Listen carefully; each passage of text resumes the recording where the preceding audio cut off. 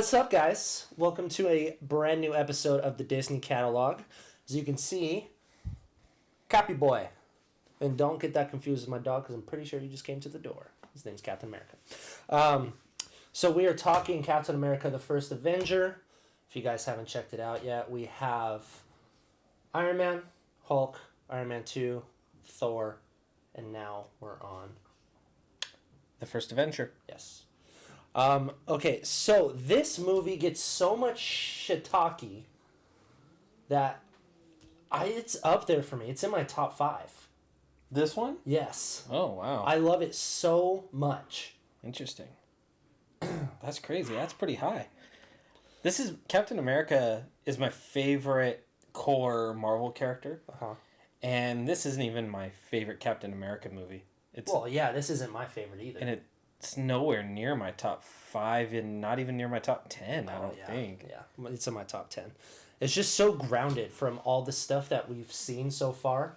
We've seen a big green guy. We've seen 2 Iron Man movies. We've seen the God of Thunder. This is way more grounded in terms of... Kind of, yeah. This is the guy who set everything off. From... You wouldn't get Hulk without Captain America. You wouldn't get Abomination without Captain America. You wouldn't get... people... I guess just people trying to replicate that super serum. Yeah, that's true. Okay, so your overall thought.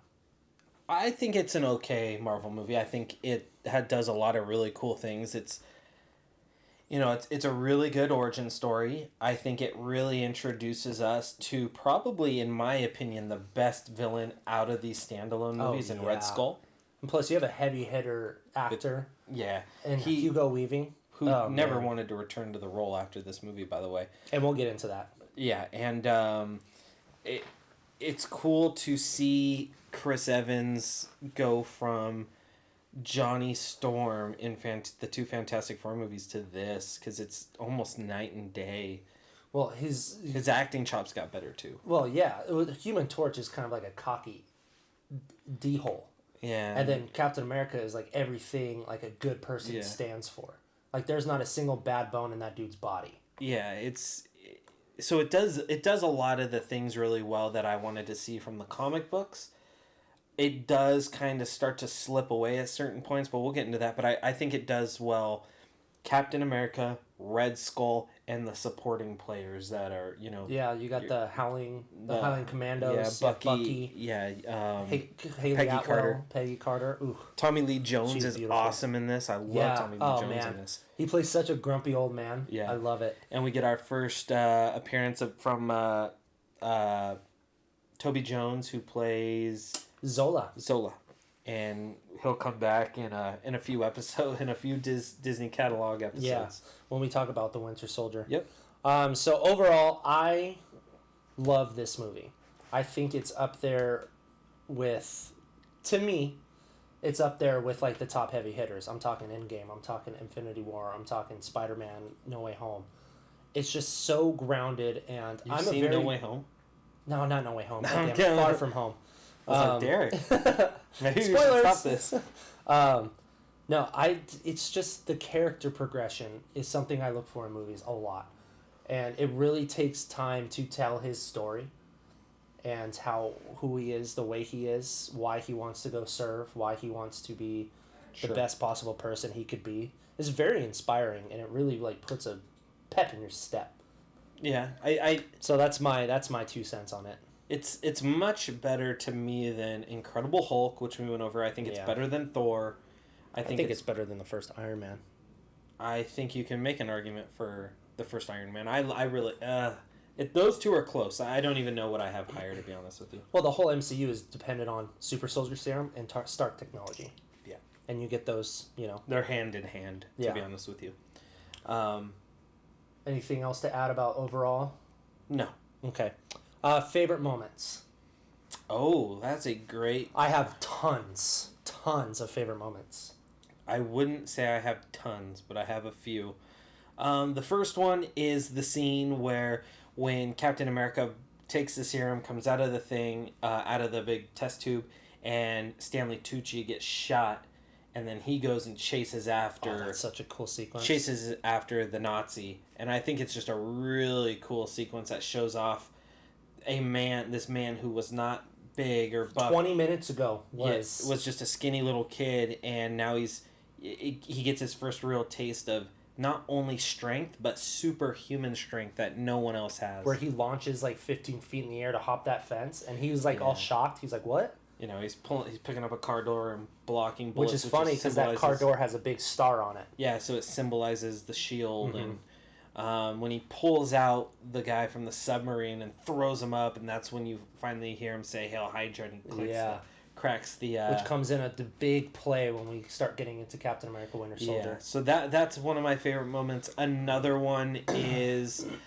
when Hugo Weaving's character finally rips off his rubber face and then reveals himself to be Red Skull, and they're on just the throws it in building. the fire. Yeah, it burns in that building fire when he goes and saves Bucky. Yeah, that's a really cool sequence. The whole saving Bucky sequence is awesome, where he takes the Howling Commandos as basically his team, and you get that really good line where I can't remember if it's one of the Hydra agents, and he's like, some guy was just being racist towards the Asian guy. I can't remember his name. He was like, "I was born in Kentucky, asshole." Yeah.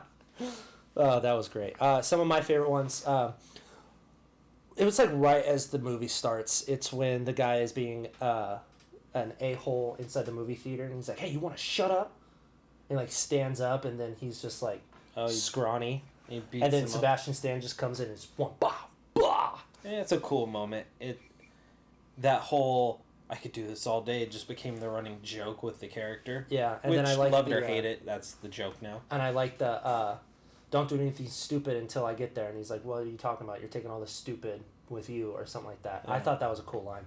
And they another line they revisit in Endgame. Another part that I really liked was it was I liked the expo. The expo was cool. You get to see our first look at Tony Stark, or at Howard Stark. I like when he's testing out shields. Yeah, which still throws me off. All those weird looking ones that look like riot shields and stuff. He's like, "What about this one?" He's like, and that's where we get our first vibranium. And he had just got done like making out with this one chick who was like thirsty because he was a big name now. And then Haley Atwell saw it, or Peggy Carter, and she was like, and he was like, What do you think? How does it look?" And she just takes out her gun, and just he's like, "It'll do." I still don't understand this. This has always bugged me. Is you see Howard Stark at the expo. He's got to be what? This is the early late 20s. You think he's almost 30? So that means he would have been born in at least the 10s? Yeah. That it's always freaked me out that he grew up to be John Slattery, and that's now Tony Stark's dad, because Tony Stark was like a young 20s in the flashback scene in Ant-Man and the Wasp, and because he had been born in the 60s. So if Howard if Howard Stark is like maybe like 23 or 24, then it would make sense. And that's like on the low side to me. Like he would have to be young 20. But he looks and acts like he's in his, like you said, late 20s, early 30s. I've never understood the Howard Stark thing at all. All right. I'm reading something from sci-fi.stackexchange.com. Okay. In Captain America: First Avenger, he appears to be in his 20s, most likely early 20s. If that makes sense, because Tony Stark was also early, like he was a teenage prodigy, right? Yeah. So early 20s in First Avenger. He was in his early 50s when he had Tony. Wow, okay. In the 70s, right? Because that's when they go back in time. Yeah. Or he maybe didn't the have late 60s. That still just doesn't work for me. In Endgame, he was in his 50s talking about how he's having his kid. So then he would have been about 70 when he died in 91, and he would have looked like that in his 70s? Okay. I mean, it makes sense. Guy. Yeah. Yeah, He got the money. Yeah, I'm not saying it doesn't work, but that's a big stretch to me. Like you're stretching it, but it's Marvel. It's like the Fantastic Beasts stuff where you get Jude Dumbledore Law. when he goes and visits Tom Riddle, and it's like the early 40s, and he looks like Michael Gambon.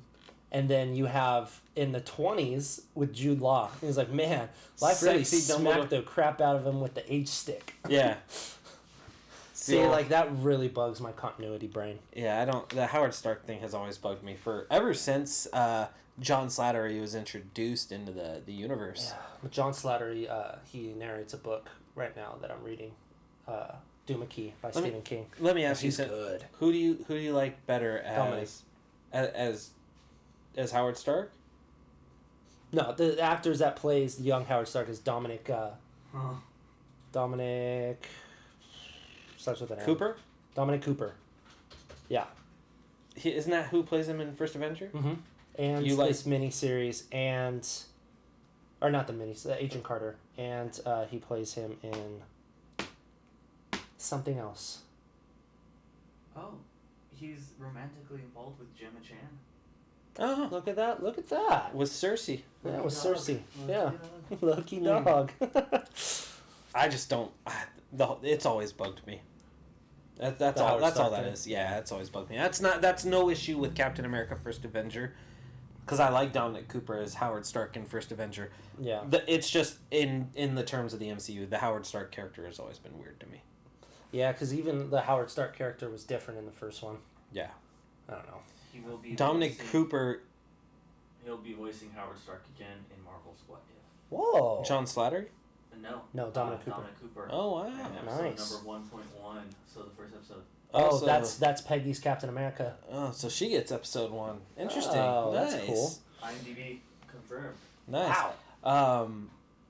I've always thought weird that Dominic Cooper aged into John Slattery. It was so weird. Okay, sorry about that. Okay, let's talk a little about Chrissy Boy. Who? Chris. Oh, yes. So, like we said, like there wasn't a lot of serious roles that he was in. He was in Not Another Teen Movie, or he was in... Which I love. Where he has the whipped cream. And she goes, I don't want a sundae. He goes, oh, you're in luck. It's a banana split. And he turns around. It's on his booty. Yeah. He was also in that movie with, I think it was Jason Statham, Cellular. Remember that one? Where the girl gets kidnapped and she makes a phone call and it's Chris Evans. He was also in Scott Pilgrim before he got big. And then, of course, he was... The Losers? The Losers, yes. And he was also in the Fantastic Four movies, obviously. You see that? That's hilarious. But once okay, so before this movie would have come out, would you have been like, Chris Evans is my Captain America? No, absolutely not. After seeing just how he is as Human Torch and like the characters that he chose. And it wasn't because I thought he was a bad Human Torch, because when the Fantastic Four movies came out, I think it was 14 and 16. I think they came out in 2004, 2006, or 2004, 2007. That's here nor there. There was this guy that was in this... Oh, man. I forget what it was called. It was a Lifetime movie, to be honest with you. And my mom, growing up, my mom used to watch Lifetime like nobody's business. Hey, I grew up on General Hospital, so I know. There was this hunky guy from a Lifetime movie who ended up being in a pretty decent-sized Hollywood movie, and he was on the red carpet for... I can't believe I remember this. It was like 2009.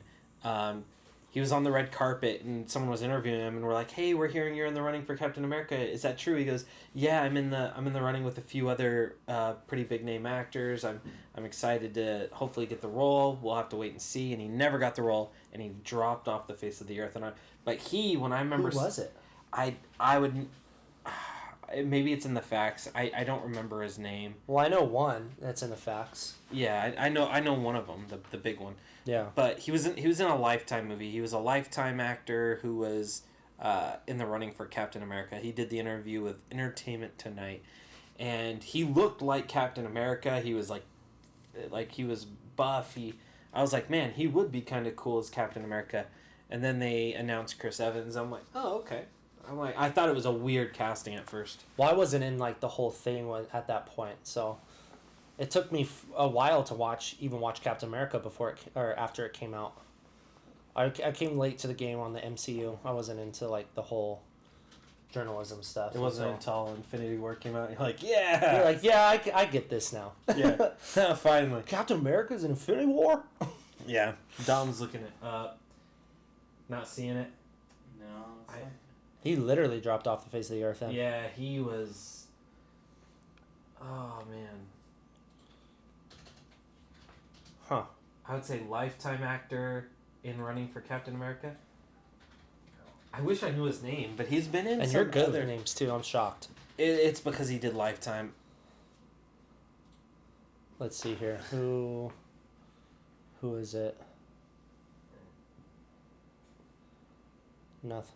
Hold on. I don't want dead air. It's okay. Let's see. You guys move on and I'll find it. Okay. Okay, Dom's gonna look for it while we record. Another thing about Chris is, but yeah, he really played the character as it's supposed to be. Yeah.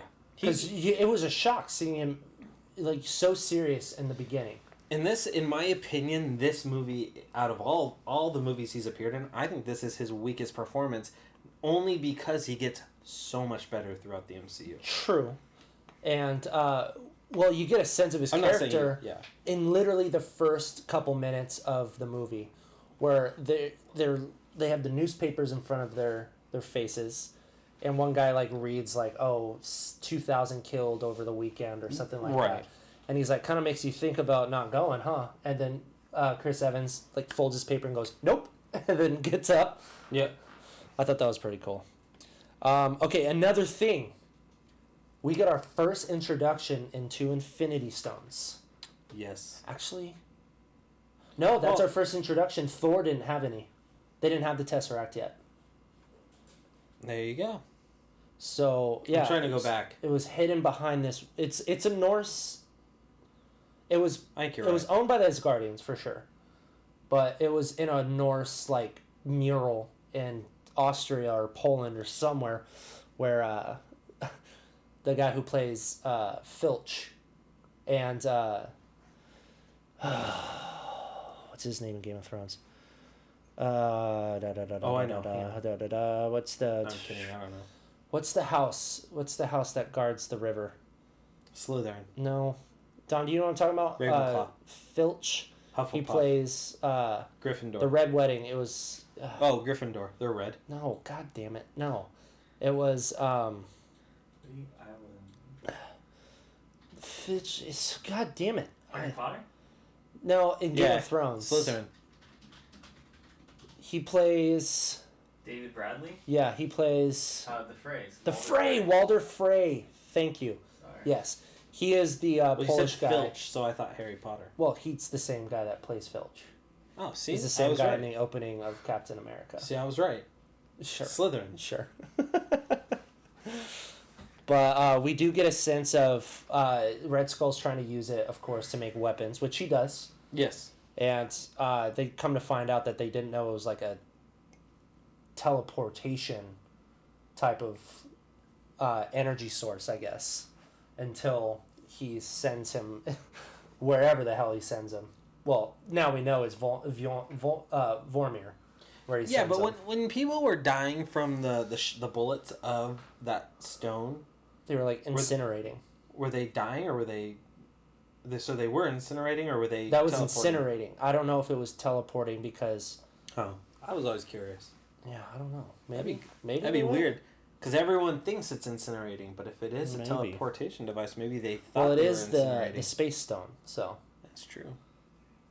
If I named off a list, would you know who it was? Off the name only? Yes. Garrett Hedlund. Nope. Channing Tatum. Nope.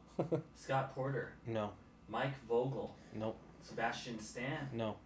Chris Evans. No. Wilson Bethel. No. John Krasinski. No. Michael Cassidy. No. Chase Crawford. Oh, you're getting warmer. No. Chase Crawford's from Jensen New Girl. Ackles. No. Kellen Lutz. No. Ryan Felipe. No. Dane Cook. No. Kevin Jonas. Whoa! Dane Cook was in the running for Captain America? He auditioned. Oh, Kevin God. Jonas. No. Joe Jonas. No. Nick Alexander Jonas. Skarsgård. No. That's all I got. I'm gonna look it up. 2 Jonas Brothers and Dane Cook auditioned for Captain America? Sam Worthington. No. Oh, he's from Wrath of the Titans and Will Avatar. Smith. No. Will Smith. Oh, Will Smith was in the running. Yeah, he was. That's all I got for you, man. Okay, hold Oh, on. man. That is hilarious. I had no idea that Dane Cook auditioned. There's a fun fact. I'm gonna look it up because it is going to bug me. Garrett Hudlin's from Troy. So no Lifetime movies for that guy. I think. I don't know. You said it was Entertainment Tonight? Yeah. Scott Porter. Scott No. Porter looks like a Lifetime actor. Let me see. Nah, it wasn't him. Damn. Now I'm curious about who you're talking about. It's gonna bug me now. This whole show. So Mike Vogel. no, it wasn't Mike Vogel. Anyway, I'll keep going while Skyler and Dom try to find this. So as far as the Infinity Stones go, this is our first look into what the future was holding. Wilson Bethel was on The Young and the Restless. Was it this man? No, it was not Wilson Bethel. Young and the Restless. That's He was soap in a opera, movie. right? Okay. So it's the guy who played Green Arrow Lifetime in Smallville. movie. He was on Young and the Restless. Who's the blonde chick that's old, kind of older but really, really pretty from the 80s and 90s? What's her name? Faye Dunaway? Heather. I don't know. Heather Locklear? Locklear. Thank you. Heather Locklear? That was who was in the movie with him? I think so. See, I don't understand how you remember. Robert Buckley. Robert Buckley. Robert Buckley. That sounds familiar. Robert Buckley? I could not remember him for. Oh, I recognize him. One Yeah. Tree Hill, huh? Eyes Your on. fault to face. I swear to God, I just. Oh, you. Dude, he's yoked. Second picture. He was in the running. Damn. He was in the running for Captain America. Huh. He was in Flirting with 40. He was flirting with Heather Locklear. Nice. Oh, I don't. Is he in those Hallmark like Christmas movies? He too? is. Yeah. The Christmas House TV movie 2020. Yeah. Fungens and Flagons 2020 TV series. We're Is that a watching fun dungeon? We're Fungens? we're watching it unless it's on. We're gonna throw that on the Skinamax. Disney Catalogue. Oh God. He was on iZombie from 2015 to 2019. That's where I recognize him as iZombie. I watched the first season, I think. He was in Powerless for like a season. Powerless. I think that's a Star show. Yeah. One Tree Hill till 2012. Oh, yep. I know that him from One Tree Hill too. The random things. That's who was Interesting. in the running for Cap that I wanted. Interesting. Okay, so as far as Red Skull, what are some stuff that... What made him a good villain for you? Hugo Weaving just played a terrifying. I hate to say it this way. He played a terrifying Nazi, and that's a I think huge. he hit the nail on the head That's with a that one. huge thing to play someone terrifying in a Like time Ralph when. Fiennes. Yeah, in a time where the most terrifying Nazi was Adolf Hitler. So a And make believe Hydra Nazi was terrifying. But I like the way they did Hydra. It was like their science division for the Nazi Party, and then of course Red Skull was like, Evil "Nah, Shield. I'm gonna make this my own Yeah, thing." yeah. Yeah, and it was Shield's enemy. And that's what I liked. And Hugo Weaving's such a talented actor. It's a shame he couldn't come back to do more. I was hoping Which is he weird would. because he comes back and does Lord of the Rings, so I don't know why he wouldn't come back and do more Marvel stuff. Yeah. I mean, we get Ross Farquaad. Farquaad is the Shrek guy. Lord Farquaad. I'm the gingerbread man. Who lives on Drury Lane? Not the gumdrop buttons. You monster! He's wearing a thong. That's from the second one, but the gingerbread man's funny. All right, we're Let's gonna just be get that the straight. Shrek insider now. Yeah, Shrek. Everything, all things Shrek. Universal Insider. Oh God. I'm surprised there's not somebody like taking our niche of like the Uni Insider or the Warner Insider. We need to go buy the domain. We'll just do what the Direct does. Just make different freaking Twitters for all of their stuff. WWE, WB Insider. Yeah, WB Insider. Well, then we can finally talk about Justice League and not be shills to Marvel. Oh, we would rip DC apart if we had a whole podcast to talk about it. It would be so much fun. It would be fun. Last but not least, setting up the Avengers. What does this do for the Avengers, Skyler? Well, it Gives us our leader. It brings us, I was going to say, our core member to the Avengers. It puts him in the forefront of what's going on in Fish out of water. Yeah, 2012. If you look at the post-credit scene where he wakes up and it... Was it a post-credit scene where he wakes up? No, it's the end of the movie. Okay. The post-credit scene for Captain America was the trailer to Avengers. Oh, was it? Mm-hmm. Oh, good. I couldn't remember. Anyways, when he wakes up and he runs out of New York... And Nick Fury walks up to him. He's all, "Been gone a long time, Cap." Yeah, and it's you can tell that's the precursor for what's to come. Like, that's what establishes. He was like the glue to hold it all together. Exactly. Yeah, I like that. Okay, where are we at, producer? Time wise. 25 minutes. 25 minutes, not bad. Not bad. Okay, so as we do with every episode, if this is the first, I don't know why it would be the first episode you guys are coming back on, but it could just be like, oh, I only care about Captain America podcast. Yeah, you never know. So welcome. We run facts at the end, and we answer questions, but we haven't been getting that many. We have one question, and I'm pretty sure we already talked about it, because I'm pretty sure the question said, what's your favorite moment? Oh, Captain America. So I'll just reiterate. I'll just pick a different one. Okay. Fact number 1. Captain America the First Avenger began as a concept in 1997 and as scheduled for distribution by Artisan Entertainment. However, a lawsuit not settled until September 2003 disrupted the project. Interesting. So I don't know how Paramount got a hold of this shit. The problem is if this would have been released in '98, this would have been a pile of poo poo. You remember the Captain? It wasn't the one with the rubber suit, but it was the guy with like the bike helmet. Yeah. And like his Captain America shield was like literally like see-through plastic. Oh, the '70s Captain Yeah, America. the '70s Captain America. 'Cause there was that was so bad. There was the '90s Captain America, and then there was the '70s Captain America. Yeah, the '90s Captain America. Yeah, see the rubber suit on that? Oh, look up the one where he has the bike helmet. That like a motorcycle The helmet. '90s Captain America came out during that same time when the '90s Fantastic Four movie came out.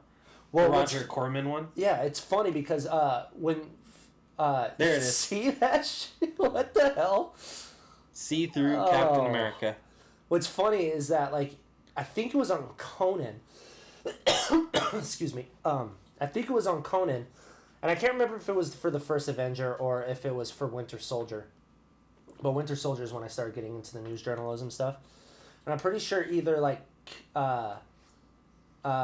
Samuel L. Jackson or Chris Evans themselves brought, like they were doing an interview on Conan for the movie. And they're like, oh, we have our first look. Let's check it out. And it's just clips from this era. Oh, yeah. Like this same guy that like throws the shield around. If you guys find it, you guys can find it on YouTube. It's the bringing the first looks. And it's like the old movie. It's hilarious. So look at that. He's running along his... Get over here. Throws this guy out of a dune buggy into the ocean. Get in the water, you frick. If you don't know what we're doing, we're watching clips of the 1970s Captain America. Oh, holy moly. Look at this. You can see that his hands are bare here, yeah? Uh-huh. Oh, continuity! No! Oh my god. Gloves and then Why bare did hands. they do that? I don't know. Why did they leave a Starbucks cup in the one of the biggest episodes of Game of Thrones? We gotta get this done. Nobody will notice that Starbucks cup. Yeah. Or the water bottle next at the end of the episode. How dare you? A Captain America movie like this without Red Skull is boring. No one wants Oh this. my god. It's the 70s, so ridiculous. 90s, whatever. That's hilarious. Okay. Okay. I knew about this, but I didn't know if anybody else knew about this. The Captain America comic book shown in the movies is the actual cover of Captain America 1 released in 1941. Yes. Just in case nobody understood or realized. Is this the 1990s one? This is a little more... Horrifying. It's better. Look at this. Do they show Red Skull? There he is. Red Skull does not look bad, though. What the hell? He does not look bad. Oh, dude, it looks 90s as hell. Come on. But dude, it looks For a so. 90s movie? That looked pretty good. Yeah. Like makeup If wise. I had seen this, I would have been like all about it. That You can totally tell it's plastic. It's a frisbee. He's like, let me throw it back at you, boy. Oh gosh, that's hilarious. But like, you could totally tell it's just rubber. They didn't even try. These shots look cool when they're not playing with the shield. Ooh. Oh, you like, boy? Hoo ha. I mean, you. And that guy's still regarded as one of the best Captain Americans too. I don't understand. I mean, there's I only think been the a Red handful. Skull looks. I think he looks so cool. Oh, dude, he looks like he got burned, not a skull. He looks horrifying. Yeah. I mean, Which it is looks Red- scary. Yeah, don't get me wrong. Just doesn't look like a skull. Okay, what's the next fact? Anyway, okay. Stanley Tucci took the role of Dr. Erskine. Oh, love Stanley Tucci. Erskine? Erskine. Whatever. Because the role enabled him to use a German accent, which he always wanted to do. He did Fun really fact. good with that German accent too. Yeah. Haley Atwell based her performance as Peggy Carter on Ginger Rogers. She said she could do everything Captain America can do, but backwards and in high heels. Boom! That is Woman true. power. That is true. She's not wrong. Yeah. Despite being the first Avenger, Captain America wasn't the first Avenger in the comics. In the comics, Ant-Man, Wasp, Hulk, Iron Man, and Thor were the first ones. Only after Hulk left the team, Captain America joined the Avengers. I like where you stopped on that picture, Don. Me too. A Bucky one. To prepare for his role as Bucky, Sebastian Stan watched many World War II movies and documentaries. Mainly, inspiration drew from Band of Brothers. As it should. Yeah. Chris Evans and Sebastian Stan are about the same height. A camera trick and not CGI make Captain America look much taller than Bucky Barnes. It's kind of the same. You remember when we went to Warner Brothers movie? I know what you're Where saying. we sat at the Hobbit table. And it made me look huge. Yeah, and you so it look was tiny. like the Gandalf part and then the Hobbit part. Yeah. Crazy how people like Can make shots what a like that. camera like does to perception. Exactly. Nuts. Let's see here. At the expo, Howard Stark demonstrates a semi-functional reversion technology. It's obvious precursor to Tony Stark's repulsors, which is used in his Iron Man armor. The Oh yeah. when he has it with the car. Oh yeah. That So makes that's sense. cool. Chris Evans was only paid $300,000 to play Captain America, and now he's getting like 10, 15 million. Or And was will- at the end of Endgame. And now is in everything. Yep. He's gonna be Buzz Lightyear, Disney fans. Yeah, he was in Knives Out. He's going to be in The Gray Man, the new Gray Russo Man, brothers assassin movie. Yep. The shield that Captain America uses in the early stages of the music is similar to the one used in the first issue of the comic book. It was like that. Literally looked like a shield. Yeah. The shield was changed in the comics after the publisher of the comic character. The shield had complained that Captain America was too similar to the character. That made no sense. The shield was changed in the comics after the publisher of the comic character. The shield had complained that Captain America was too similar to their character. Oh, so comic book creator of the shield, which nobody knows. I didn't even know that was a comic book character. Yeah. Guess they were suing. Hugo Weaving has gone on record saying that he is indifferent to the movie and has very little interest in reprising his role as Red Skull Yeah. due to the difficulty of the makeup process involved. And I totally get that. Yeah, for sure. Oh, I guess that makes sense. Who came out first? They can't complain if Captain America came out in the 40s. This was written in 1940 also. Oh, 1940? Okay, Captain America came out in 1941. Ah, that makes sense. Oh, yeah, the shield That one. makes sense. Is it Interesting. Marvel? No, it can't be.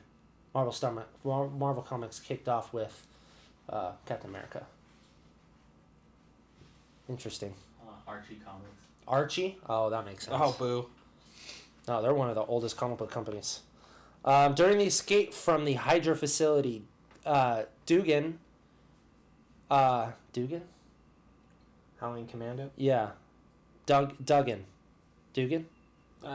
Whatever. Screw it. And Who Jones cares? still a tank. As they drive away, you hear Dugan exclaim, "Wahoo!" You hear him exclaim, "Wahoo!" Woohoo! In the comics, this is the battle cry of the Howling Commandos, in which of which both men are members. Nice. It's like Cowabunga for like Booyah, Booyah. where they took that out of Zack Snyder's cut. No. Joe Simon, who created Captain America comic in 1941 before Stan Lee revived it in 1964, was approached to make a cameo appearance in the movie. Was he still alive? He must have been. Damn. But yeah, Silver Age Captain America was in Avengers number 4. Correct me if I'm wrong, Dom. First appearance of Captain America Silver Age was in Avengers 4, I think. Unlike some other fellow actors who plays the part of the movie, Chris Evans didn't have to audition for the role of Captain America, since the filmmakers were desperate to have him play the part. Weird. Crazy that he ended up just basically getting the role over all these other actors. First appearance of Silver Age Captain America, where is Number 114, November of 1963. It says 64. Oh. I think it's Avengers 4. Oh, no, go back. Avengers number 4. Sold for $120,000. At a CGC 9.8. That's nuts, dude. That's nuts. In 2013. Wow. I think an Amazing Fantasy 15 at a 9.4, if I'm not mistaken, sold for like $2 million a couple years ago. Jesus. Yeah, and don't even get me started on an Action Comics. Action Comics, I think there was a 9.2 or something like that, sold for like $5-6 million. Jeez. Are you looking up the highest graded one sold? Because you can find Amazing Fantasy 15 on eBay, but you're going to have to dish out like 30-40 grand for like a refurbished one or... 9.8 is worth $2.2 million.